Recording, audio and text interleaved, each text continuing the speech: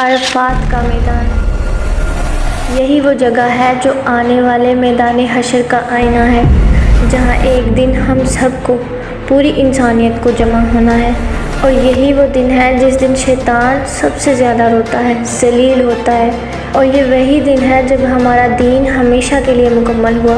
اور یہ وہی میدان ہے جہاں اللہ تعالیٰ اپنے بندوں سے اتنا خوش ہوتا ہے، اتنا پیار کرتا ہے کہ وہاں موجود ہر شخص کی مغفرت فرما دیتا ہے۔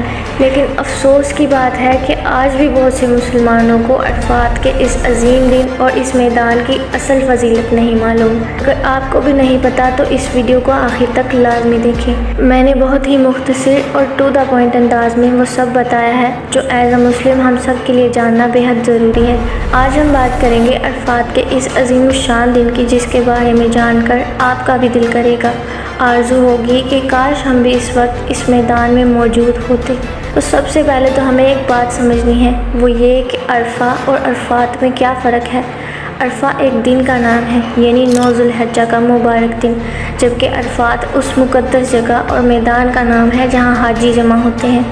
یہ کوئی عام میدان نہیں، یہ وہی مبارک جگہ ہے جہاں ہمارے اور آپ کے سب سے پہلے والدین حضرت آدم علیہ السلام اور سیدہ حوا رضی اللہ عنہا کی زمین پر ملاقات ہوئی۔ جب وہ جنت سے زمین پر اتارے گئے اور سالوں تک ایک دوسرے کی تلاش میں تھے، تو اسی عرفات کے میدان میں جبل رحمت یعنی رحمت کے پہاڑ کے پاس وہ ایک دوسرے سے ملے تھے، اور یہی ان کی توبہ قبول ہوئی تھی۔ اسے رحمت کا پہاڑ بھی کہا جاتا ہے۔ ہمارے پیارے نبی حضرت محمد صلی اللہ علیہ وسلم نے فرمایا، الحج العرفہ، یعنی حج عرفات ہی کا نام ہے۔ اس کا مطلب یہ ہے کہ عرفات کے میدان میں حاضر ہونا حج کی تکمیل کے لیے سب سے ضروری حصہ ہے۔ اگر کوئی حاجی مکہ پہنچ جائے، طواف کر لے، لیکن 9 ذو الحجہ کو عرفات کے میدان میں نہ پہنچ سکے تو اس کا حج ادا نہیں ہوتا۔ یہی وہ دن ہے جب دنیا بھر سے آئے ہوئے تمام حاجی ایک ہی لباس میں یعنی احرام میں ایک ہی میدان میں جمع ہوتے ہیں۔ بادشاہ ہو یا فقیر، گھوڑا ہو یا کالا، سب ایک برابر ہوتے ہیں۔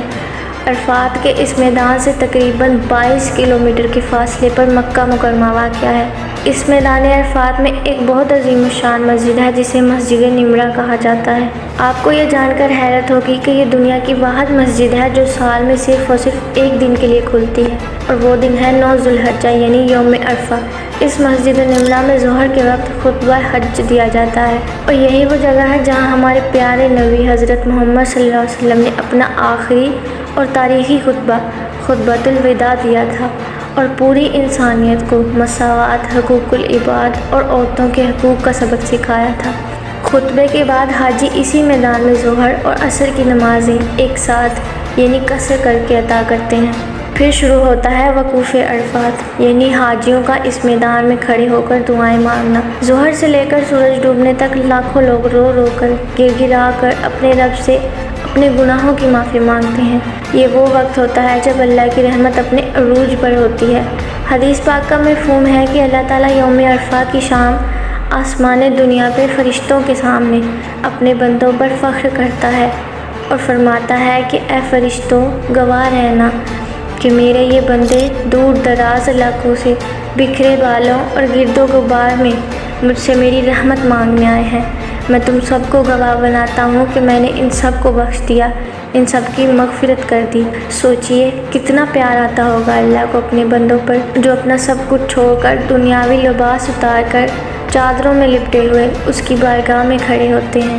یہ دن اسلام کی تاریخ کا وہ عظیم دن ہے جب دین اسلام مکمل ہوا۔ قرآن کریم کی سورۃ المائدہ میں اللہ فرماتا ہے کہ آج میں نے تمہارے لیے تمہارے دین کو مکمل کر دیا، تم پر اپنی نعمت پوری کر دی اور تمہارے لیے اسلام کو بطور دین پسند کیا۔ اور کیا آپ جانتے ہیں کہ اس دن سب سے زیادہ ذلیل و رسوا اور پریشان کون ہوتا ہے؟ شیطان۔ جی ہاں، شیطان عرفات کے دن جتنا روتا ہے اور اپنے اوپر خاک ڈالتا ہے نا، اتنا کسی اور دن نہیں ڈالتا، کیونکہ وہ دیکھتا ہے کہ اس نے سالوں لگا کر انسانوں سے گناہ کروائے، اور اللہ تعالیٰ نے عرفات کے ایک ہی دن میں اپنے بندوں پر اتنی بے شمار رحمتیں نازل کی کہ ان کے سارے گناہ دھو ڈالے اور انہیں جہنم سے آزاد کر دیا۔ مغرب کا وقت ہوتے ہی حاجی سورج ڈوبنے کے بعد مغرب کی نماز پڑھے بغیر وہاں سے مزدلفہ کی طرف روانہ ہو جاتے ہیں۔ پھر مزدلفہ پہنچ کر وہ مغرب اور عشاء کی نمازیں ایک ساتھ ادا کرتے ہیں اور وہیں کھلے آسمان کے نیچے رات گزارتے ہیں۔ اب سوال یہ پیدا ہوتا ہے کہ ہم اور آپ جو اس وقت عرفات کے میدان میں موجود نہیں ہیں، ہم کیا کریں؟ کیا ہم اس دن کی برکات سے محروم رہیں گے؟ تو بالکل نہیں۔ اللہ کے نبی نے فرمایا سب سے پہلا کام ہے عرفہ کے دن کا روزہ۔ آپ صلی اللہ علیہ وسلم نے فرمایا کہ جو شخص عرفات کا دن یعنی 9 ذی الحجہ کا روزہ رکھتا ہے، مجھے اللہ سے امید ہے کہ اس کے پچھلے 1 سال اور آنے والے 1 سال یعنی پورے 2 سال کے چھوٹے گناہ معاف کر دیے جاتے ہیں۔ دوسرا کام ہے تکبیرات تشریق پڑھنا۔ اس دن کثرت سے یہ پڑھا کریں، اللہ اکبر لا الہ الا اللہ واللہ اکبر وللہ الحمد۔ تیسرا اور سب سے اہم کام دعا مانگنا ہے۔ آپ صلی اللہ علیہ وسلم نے فرمایا کہ عرفات کے دن سب سے افضل دعا ہے، اور میں نے اور مجھ سے پہلے تمام نبیوں نے جو سب سے بہتر کلمہ کہا ہے وہ یہ ہے، لا الہ الا اللہ وحدہ لا شریک لہ لہ الملک ولہ الحمد وہو علی کل شیء قدیر۔ اور اس کے بعد اللہ کو یہ 2 کلمے بہت زیادہ پسند ہیں، کیونکہ اللہ کے نبی نے بھی فرمایا کہ 2 کلمے ایسے ہیں جو زبان پہ بہت ہلکے ہیں لیکن میزان میں بہت بھاری اور بہت چھوٹے ہیں۔ پہلا سبحان اللہ و بحمدہ، دوسرا سبحان اللہ العظیم۔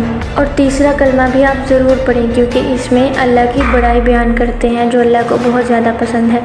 سبحان اللہ والحمد للہ ولا الہ الا اللہ واللہ اکبر ولا حول ولا قوۃ الا باللہ العلی العظیم۔ اور آخر میں درود شریف، اس لیے کثرت سے درود ابراہیمی پڑھیں جو ہم نماز میں بھی پڑھتے ہیں۔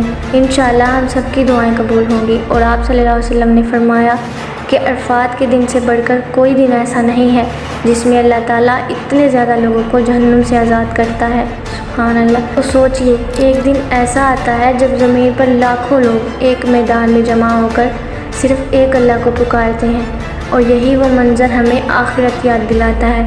آج اگر ہم دنیا میں ہیں، کل ہمیں بھی اللہ کے سامنے کھڑا ہونا ہے۔ اللہ تعالیٰ ہم سب کو مکہ، عرفات اور حج کی سعادت نصیب فرمائے۔ کمنٹ میں آمین لکھ کر ویڈیو کو شیئر ضرور کریں اور سبسکرائب کرنا مت بھولیں۔ جلد ملیں گے ایک اور اہم اور اسلامک ویڈیو کے ساتھ۔ تب تک کے لیے اپنا خیال رکھیں۔ اللہ آپ کا حامی و ناصر ہو۔